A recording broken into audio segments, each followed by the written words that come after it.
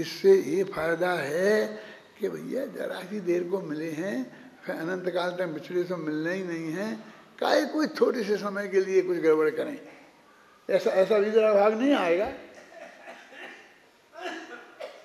मैं लोगों को समझाता हूँ, देखो कि कोई मेरे को मिलता है, मैं बोलता हूँ कोई भी आदमी का नाम ले लो जो मुझे एक ट्रेन में मिल गया, मेरे एक प्रवचन में आ गया, उसने मेरे से बातचीत करी है, तो वो कहता कि साहब अभी तो बहुत चांस है हमारे आपके मिलने की। क्यों?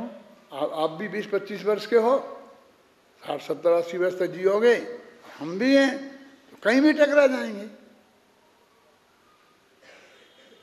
हम मतलब नहीं, ऐसे नहीं टकराते हैं। हम जब पढ़ते थे, जब हम 18-15 वर्ष के थे, उस वक्त जो आदमी हमारे साथ पढ़ते थे, वो उनमें से कई अनेक ऐसे हैं कि उसके बाद आज तक नहीं मिले। बोलो क्या करें? तुम नहीं मिले वाली बात पे विचार करो। क्यों दादा? अब उस वक्त हम लड़के क्या करें? इसमें तुम्हें फायदा है ना कि भैया फिर नहीं मिले, व्यर्थ में आज 15 मिनट की बात निकाल दो, खत्म है ना।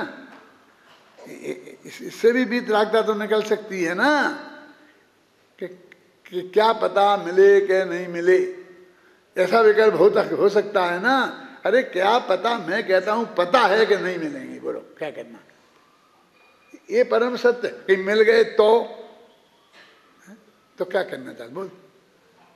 1000 रुपए की शर्त लगाऊंगा, तुम 10,000 की लगाना। जब तुम मिलेगा तुझे याद रहेगा, अकल होगी, तेरे पास रुपए होंगे, मेरे पास होंगे, तब तो तू लेगा। ऐसी शर्त का क्या मतलब है? बोलिए, कोई मतलब नहीं है।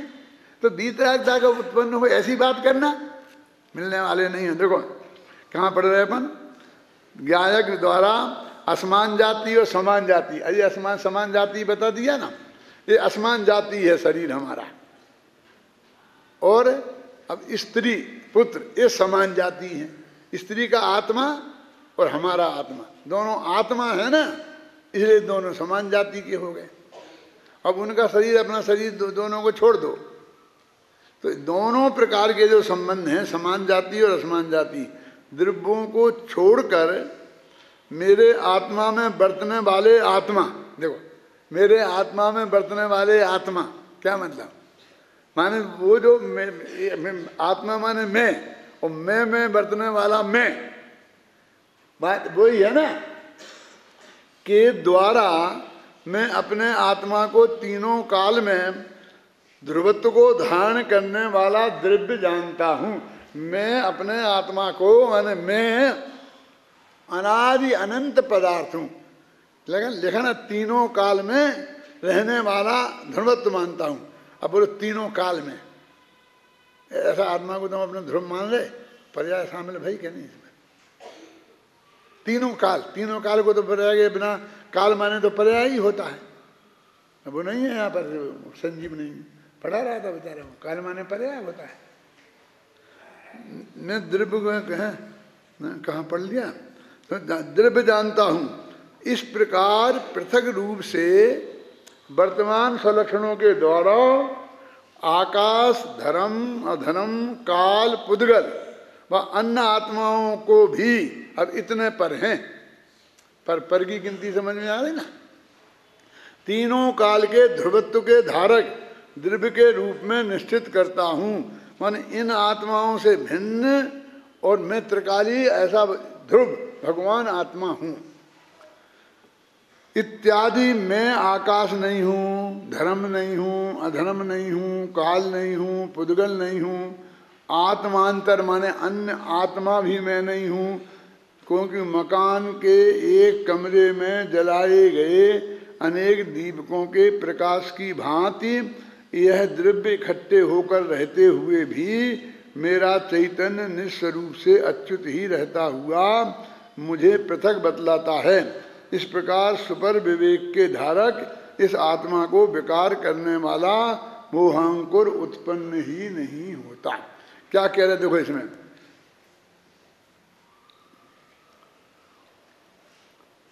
ये सब पर पदार्थ बता दिए ना। अब एक दीपक का उदाहरण दिया कि एक पहले पुराने जमाने में दीपक जलाते थे ना अपन, अब यहाँ आज भी इतने लट्टू काय को जलाए,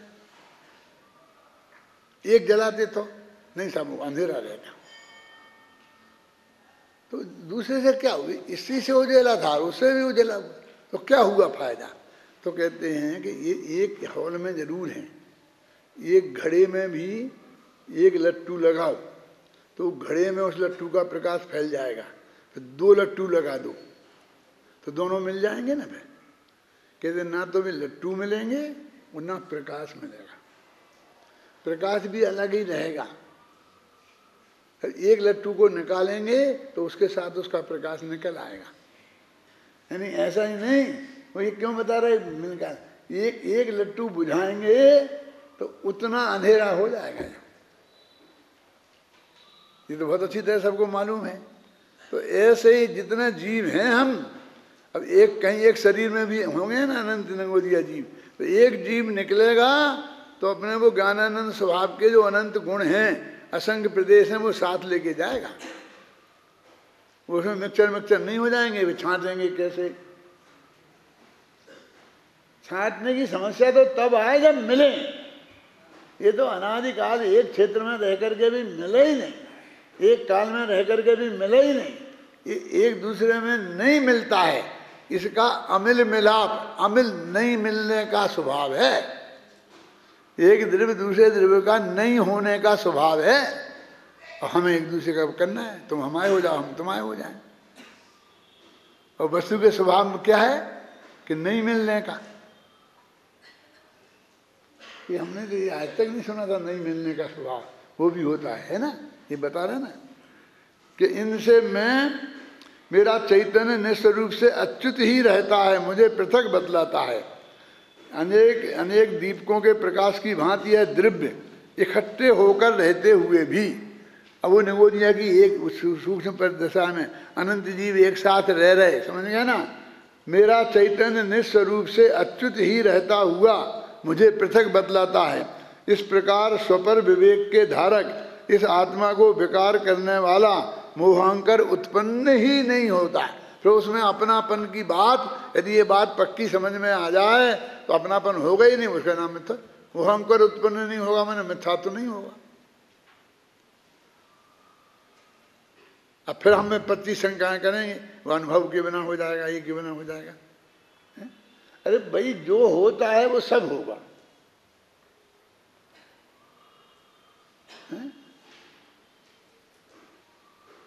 महाराज मेरे नेमिनाथ सोच रहे हैं अभी कि इतने आडंबर की क्या जरूरत है। एक स्त्री और एक पुरुष ने आपस में एक दूसरे से मिलना तय कर लिया और नक्की कर लिया कि हम एक साथ मिलकर रहेंगे पति पत्नी के रूप में। बस अब इसमें इस भीड़ की क्या जरूरत है, इसमें गाय भैंसें बीच में कहां से आती हैं। वो सोच रहे क्या कि भाई इसमें इतने आडंबर की क्या जरूरत है, ये बाजे माजे इनकी क्या जरूरत है। दो आदमी ने नक्की कर लिया कि क्या कह रहे, ये कह रहे हैं कि बाप की क्या जरूरत है, मम्मी की क्या जरूरत है, बोलो क्या कहना है, अड़ोसी पड़ोसी की क्या जरूरत है, भाई की क्या जरूरत है, बहन की क्या जरूरत है। वो पत्नी ने नक्की किया कोई बहन, तो बहन को साथ में लेके आएगी कि छोड़ के आएगी। भाई दो आदमी का संबंध है, उनने नक्की कर लिया, कितनी सीधी सच्ची बात है। बस उसका नाम शादी हो गया, नक्की कर लिया, एक साथ रहने लग गए। बोलो आता आपकी समझ में कि नहीं आता है। नेमिनाथ की में आ रहा है, क्यों समझ में आया कि नहीं आया। अब हम कैसे, हमारे दो का कहाँ संबंध है, दो द्रव्यों के बीच कहाँ संबंध है, कुछ नहीं है, और दो की बात है। अब वो दो के बीच में वज्र की दीवार है, वे दो भी नहीं सोच सकते, अकेले की बात है। माने तू कोई तेरे से जबरदस्ती नहीं मिल सकता कि मैं चाहूं, कि तू चाह सकता है बेटा, और चाह करके डंडे खा सकता है, अनंत काल तक अनंत दुख भोग सकता है ना। लेकिन मिल नहीं सकता, क्योंकि वो मिलने में दूसरे द्रव्य का भी समस्या है ना, उसका उसका उसमें भी हस्तक्षेप है, और तेरे में तो कोई हस्तक्षेप है नहीं। तू चाहे जैसा कर मान। अनादिकाल तक हम मिथ्या दृष्टि रहे तो सिर्फ इतना है कि उनमें हमने अपनापन माना, और सम्मा दृष्टि होंगे बस उनमें से अपनापन टूटेगा।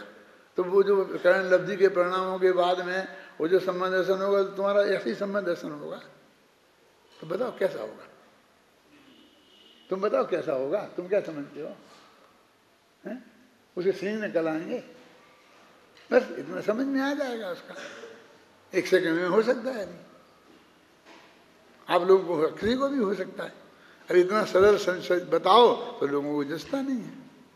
अरे गुरुदेव तो इतनी 40-45 वर्ष तक बताते रहे और सैकड़ों में से कोई नहीं हुआ, और 1-2 ही मुश्किल से हुए, और वे भी उनमें भी शंका खड़ी।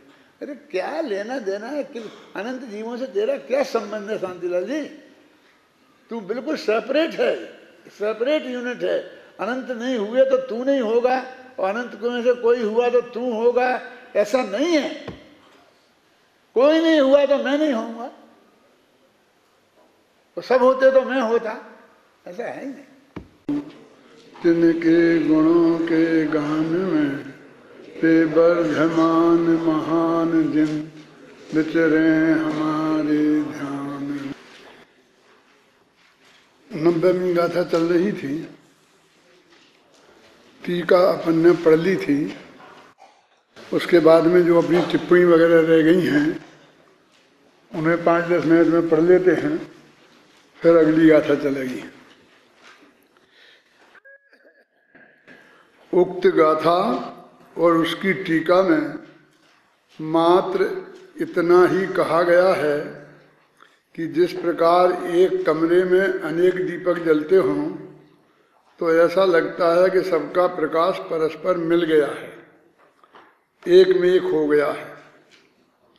किंतु जब एक दीपक उठाकर ले जाते हैं तो उसका प्रकाश उसके ही साथ जाता है और उतना प्रकाश कमरे में कम हो जाता है। इससे पता चलता है कि कमरे में विद्यमान सभी दीपकों का प्रकाश अलग अलग ही रहा है। इसमें तो कोई समझाने की बात है ही नहीं। उसी प्रकार इस लोक में सभी द्रव्य एक क्षेत्रावगाह्य रूप से रह रहे हैं। महासत्ता की अपेक्षा से एक ही कहे जाते हैं, तथापि स्वरूपास्तित्व की अपेक्षा वे जुदे जुदे ही हैं।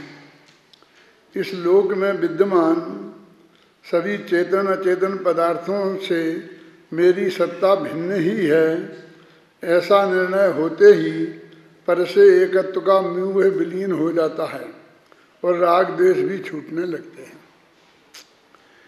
ये जो इसमें समझने की बात ये है, महासत्ता एक होती है, वो महासत्ता के बारे में अपने मुमुक्षु भाइयों में बहुत कम समझ है, क्योंकि स्वरूपास्तित्व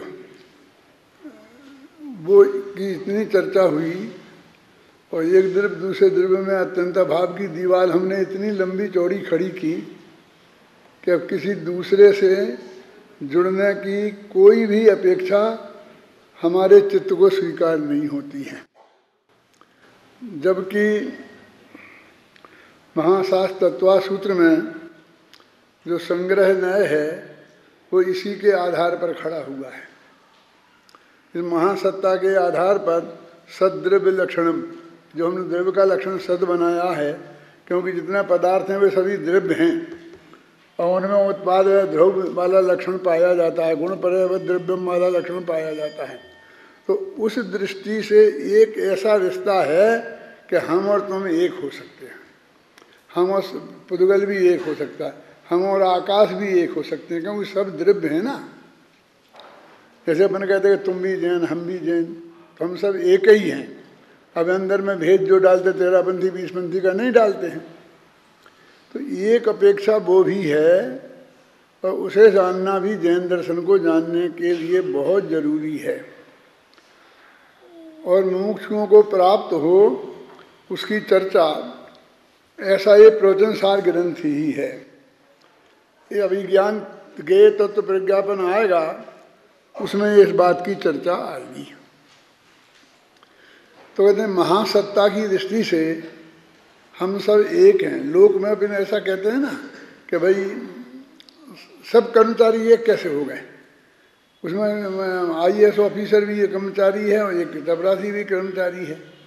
तो सब कर्मचारी एक हो जाते हैं, हर प्रांत के एक हो जाते हैं, हर जाति के एक हो जाते हैं, वहाँ कोई बाधा खड़ी नहीं होती। और सब कर्मचारी कर्मचारी के कर्मचारी के हित एक साथ हैं। जो भी कर्मचारियों की तनख्वाह बढ़ेगी 2%, 5%, 25%, तो सबकी बढ़ेगी नीचे से ऊपर तक अनुपात में। इसलिए सब के एक साथ जुड़े हैं तो सब एक हो जाते हैं ना। और उसको अभी वे गहराई से एकत्व का अनुभव करते हैं कि नहीं करते हैं। भारत में पूरे देश ने अपने में जब एकत्व का अनुभव किया कि हम सब एक हैं, हिंदू मुसलमान सिख ईसाई, जब तक अंग्रेज लोग हमारे इन टुकड़ों में हमें बांटते रहे तब तक वे राज करते रहे। और जब उनने देखा कि किसी भी रूप में सही अंदर अंदर झगड़ा कितना भी क्यों ना हो, फिर ये एक हो गए। क्योंकि सब समझते कि हमें सबको गुलामी है, सबको आज़ादी मिलेगी। देश आज़ाद होगा तो ऐसा थोड़ी है कि कोई एक नागरिक आज़ाद नहीं होगा, सभी आज़ाद होंगे ना। तो हम में एकता आ गई तो भाग गए अंग्रेज 7 समुंदर पार। तो उसकी भी कितनी बड़ी उपयोगिता है ना। लौकिक दृष्टि से देख लो और भी कई दृष्टियों से देखते। और वो ये कि सत्य है, मतलब वो बात कोई काल्पनिक नहीं है क्या। लेकिन वो एकता हमारी इतनी ना बढ़ जाए कि व्यक्ति की कोई सत्ता ही नहीं रहे और व्यक्ति गुलाम हो जाए। एकता के हित में साहब ये नियम वो नियम, ये नहीं कर सकते वो नहीं कर सकते, आप इतने नियम बन जाएं कि अपन उसको हिलडुलना भी मुश्किल हो जाए। तो हमारा देश कहता, संविधान कहता है कि नहीं, व्यक्ति भी उतना ही स्वतंत्र है। ये जो सारी बातें हैं कि हम संलेखना नहीं ले सकते हैं, तो ये जो गवर्नमेंट हमें हस्तक्षेप कार्य कर रही, उसी एकता का तो परिणाम है। नहीं हमारा तुम्हारा क्या लेना देना है। हम खाएं नहीं खाएं, हम स्वतंत्र हैं क्या नहीं। एक आदमी कम से कम इस बात में स्वतंत्र है ना कि वो कहाँ कब खाए, कितने बजे खाए नहीं खाए, 1 रोटी खाए 2 रोटी खाए। इतनी आज़ादी तो सारे देश के बच्चे को मिली है ना। अब हमारे खाने पे भी प्रतिबंध लगने लग जाए कि नहीं तुम यही खाओगे, इतना ही बजे खाओगे, दूसरी खा नहीं सकते, इस वक्त हम जब छुड़वाएंगे या छुड़वा देंगे तो साहब एक ऑर्डर निकलेगा और सबको समाधि मरण दिला देंगे, तो सब समाधि मरण ले लेना। मतलब हमारी व्यक्तिगत स्वतंत्रता भी बाधित नहीं होना चाहिए और सारे देश की एकता भी रहना चाहिए। महासत्ता हमारी सारी की एकता को बताती है कि हमारा कुछ भी संबंध नहीं है, ऐसी बात नहीं है, हैं? तुम कहोगे नहीं साहब कैसी बात करते हो आप कैसे रहना चाहिए।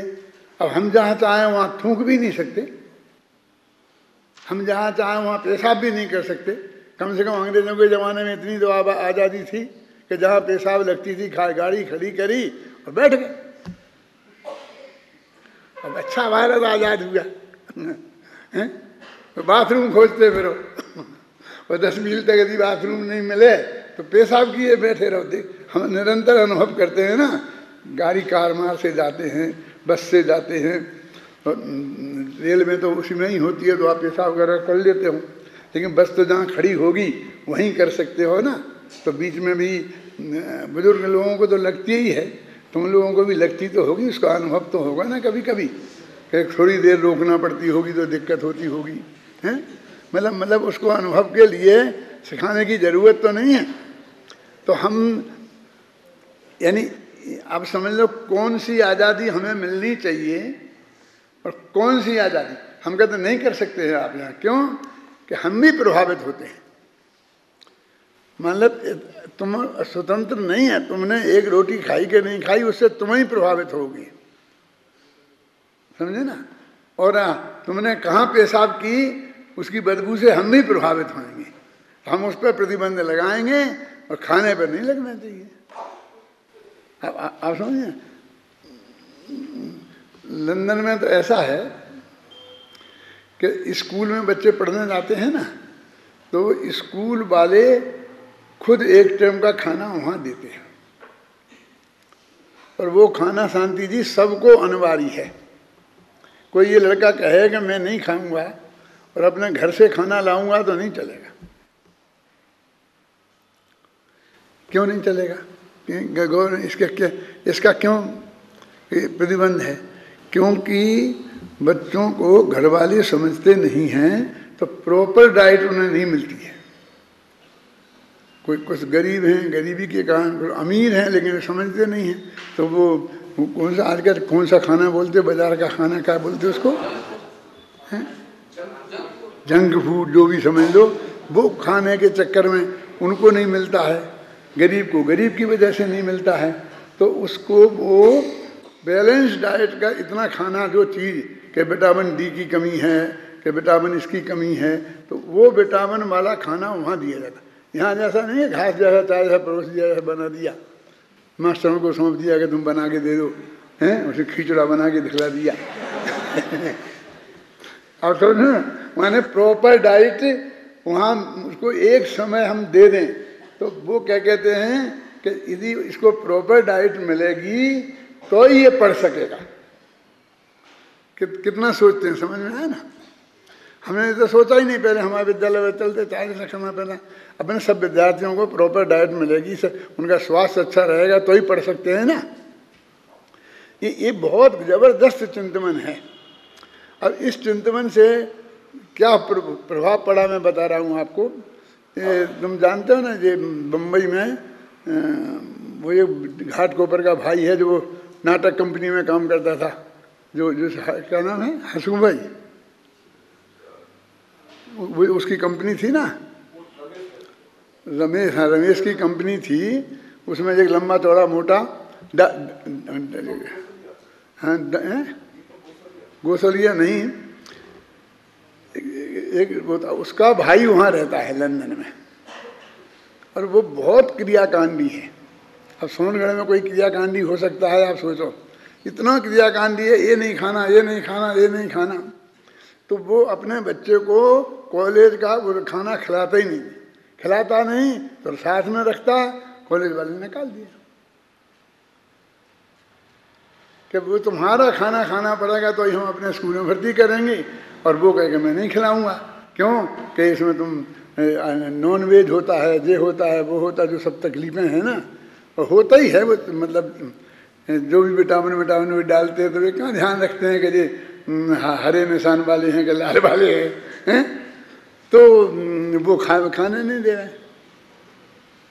जिसने महेंद्र कुमार सेठी का बंगला खरीदा है उसकी बात करता हूँ, हैं डगली, हाँ रसिक डगली का भाई वहाँ है और माँ वहाँ रहती।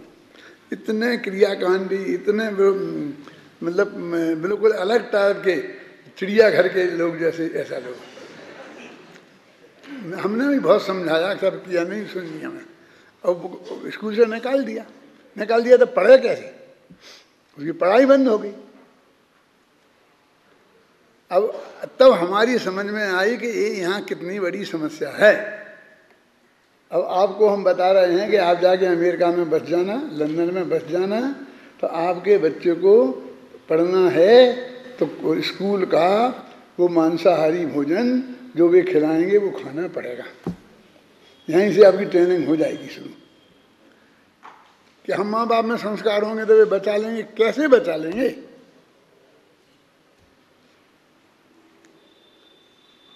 ये जो शुद्ध शाकाहारी है ना, हम जैसे लोग, हम उससे कहते भैया तुम्हें यहाँ रहना है तो तुमको बच्चे को पढ़ाना पड़ेगा, और नहीं तुम चले जाओ बम्बई, छोड़ो यहाँ से।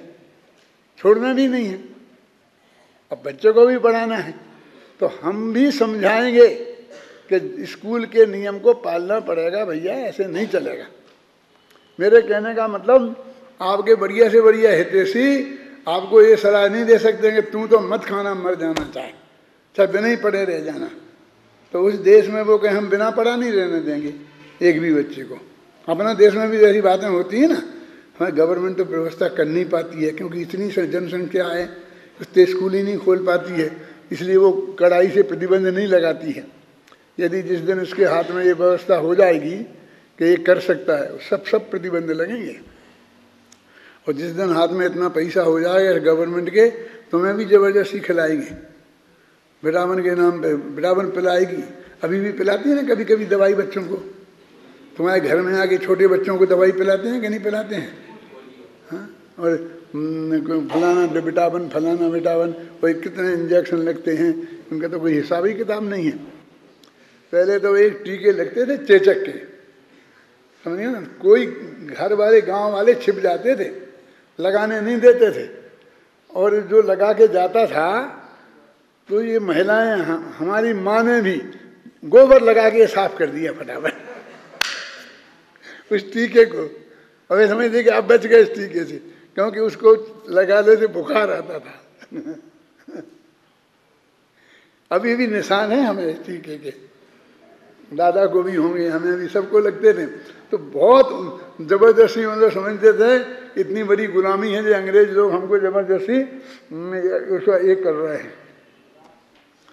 तो मैं तो महासत्ता समझाना है। अब महासत्ता और अवान्तर सत्ता के अंदर बीच में क्या बैलेंस बनाना है, बैलेंस है, हमें बनाना नहीं है, हमें तो सिर्फ समझना है। देखो अब ये पंक्ति में काय का अर्थ कर रहा हूँ, गप्पे नहीं लगा रहा हूँ। देखो ये उसी प्रकार इस लोक में सभी द्रव्य एक क्षेत्रावगाह्य रूप से रह रहे हैं। महासत्ता की अपेक्षा से एक ही कहे जाते हैं, है ना। तथापि स्वरूपास्तित्व की अपेक्षा वे जुदे जुदे ही हैं। अब ये तो लगा रहे हैं ना, कौन से नए, जो भी मतलब द्रव्यार्थिक पर्यार्थिक नए के में है ये चर्चा। और अपन निश्चय व्यवहार से कहें जैसे कह देंगे व्यवहार है, बस ये निश्चय नहीं है। अपना त्रिकाली जो भगवान आत्मा वो निश्चय है, क्या विषय है, और पर द्रव्यों के साथ जो हमारी एकता की बात है वो व्यवहार की है। ऐसा नहीं है कि वो हमारे ऐसे व्यवहार को स्वीकार ही नहीं करते हैं। कुंद कुंद स्पष्ट शब्दों में 27वीं गाथा में स्वीकार करते हैं ना, व्यवहार नयो भाषति जीवो देहो भवति खलु एक को न तो निश्चय न जीवो देहो भी एक। ऐसे लोग हुए हैं लेकिन कि जो इसको देह और आत्मा को एक कहने वाले नए को नए नहीं मानते। क्यों? उस आदमी को अपन को मानना चाहिए। समझ में आई कि नहीं आई? जो कुंद को की गाथाओं को इनकार कर दे कि मैं ये गाथाएं नहीं मानता,